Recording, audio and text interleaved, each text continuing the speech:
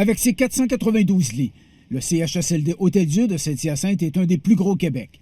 Depuis mercredi, le CIS de Montérégie-Est a commencé à ramener ici des personnes âgées atteintes de coronavirus ou encore en attente de résultats de tests. On les prend. Pourquoi? Parce que c'est souvent, ils ne respectent pas les consignes de confinement. C'est une question de protection pour ne pas qu'on retrouve une propagation importante dans les résidences pour personnes âgées.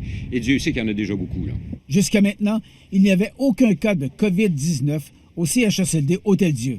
Au CIS de la Montérégie-Est, on assure que les nouveaux arrivants seront confinés dans leur chambre, que tout sera fait pour qu'il n'y ait pas de propagation. Donc, ils ne se promèneront pas. Ils vont rester dans leur chambre. Les soins et les services, c'est le personnel qui va leur apporter à leur chambre.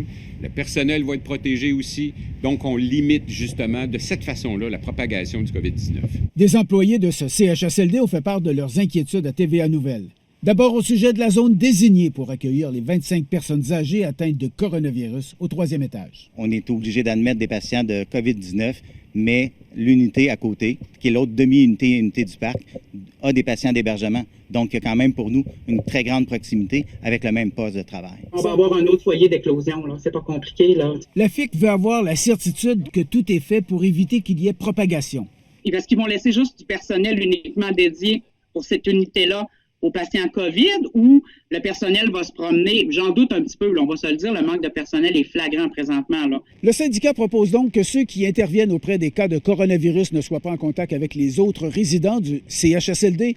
Il propose également certaines mesures, comme par exemple qu'un des 2 ascenseurs soit dédié uniquement à ceux atteints de la COVID-19.